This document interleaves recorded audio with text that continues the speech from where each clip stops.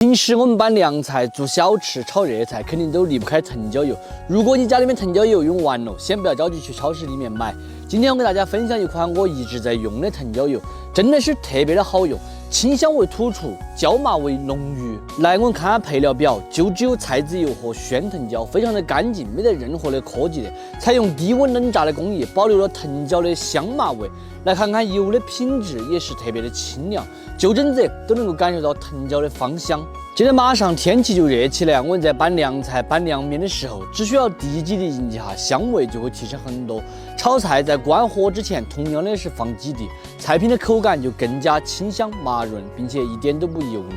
它也可以说是川菜厨房里面基本必备的一个好货哈。这款藤椒油啊，我也一直用了很多年了，并且也卖了几年了，反馈都是特别的好，并且它的用途多，除了刚才说的以外，还可以用来打蘸水呀、拌饺子馅啦、拌抄手信等等。超市里面一个榛子250毫升的，基本上就是20块钱一瓶。这次我给大家带来的是一个500毫升的家庭大瓶装，更加实惠，同样也只要20多块钱。喜欢吃地道川味藤椒油的朋友哈，可以点下方小黄车去配一瓶。